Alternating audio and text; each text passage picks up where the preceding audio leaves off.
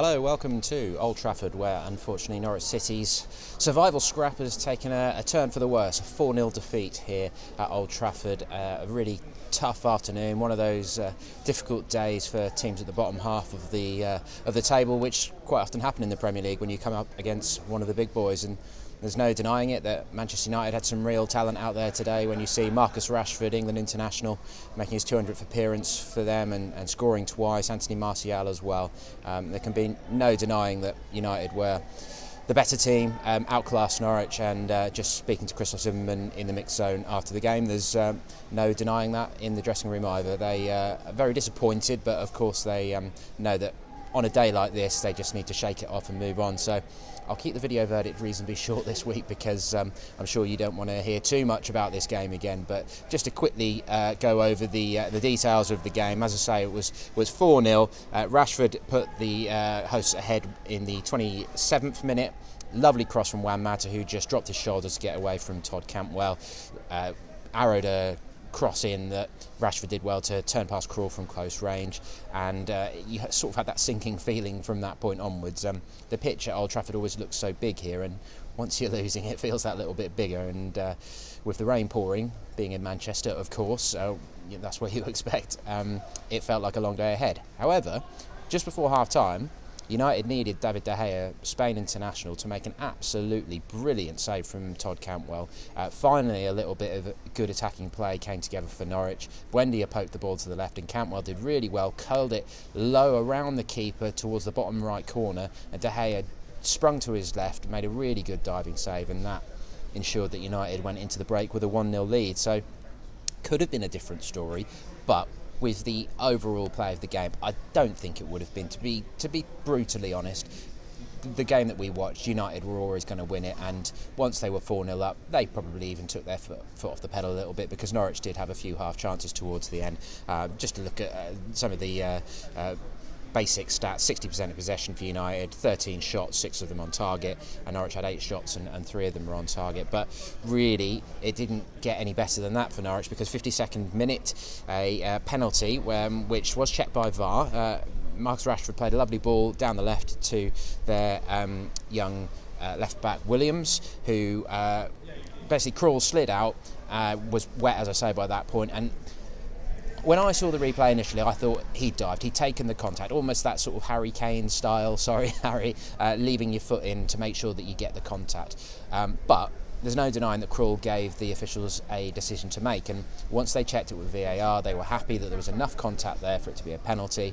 And then Rashford doesn't tend to miss from the spot, smashes it bottom right corner. Krul guesses the right way, of course saved 2 penalties in the home 3-1 defeat to United in October, but wasn't able to save that one. That's 2-0, and pretty much that was game over, and Norwich looked pretty deflated by that point, and then surprise, surprise, within 2 minutes it was 3-0. Again, Juan Mata, influential.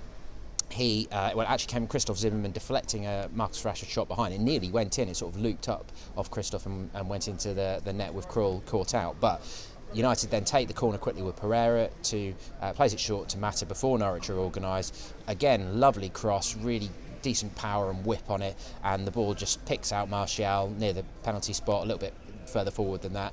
Hanley can't reach it, glancing header past Krul, that's 3-0, and that really is game over. And just to rub a bit of salt into the wounds, Mason Greenwood came off the bench, young prospect for United who's scoring quite a lot of goals, really made some headlines already this season.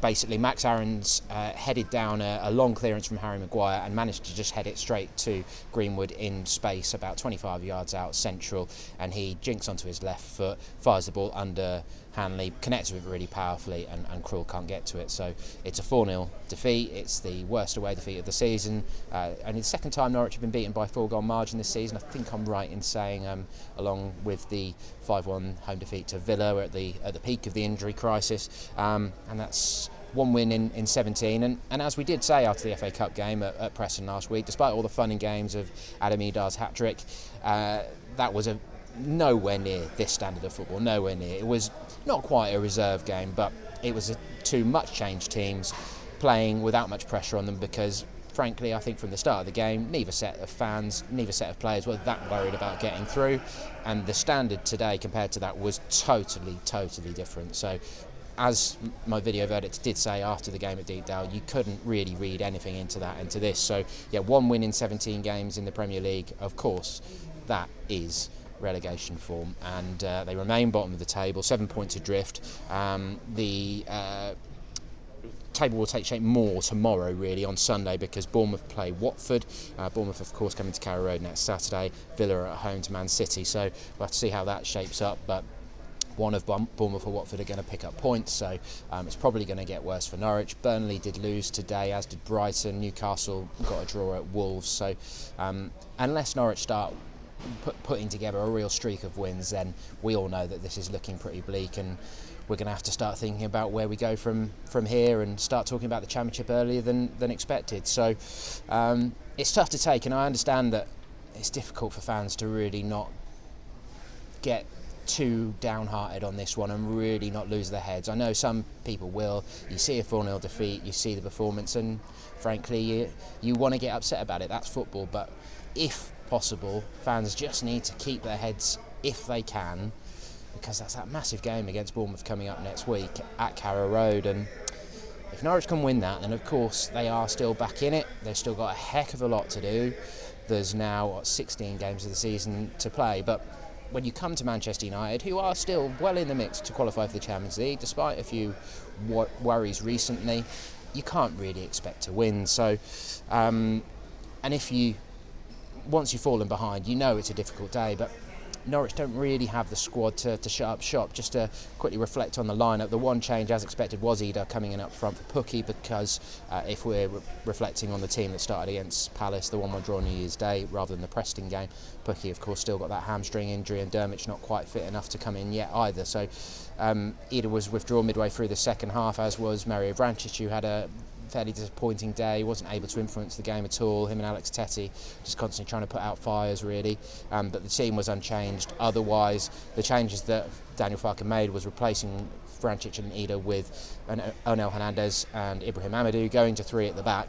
However, with about 10 minutes left, Grant Hanley also picked up a little injury.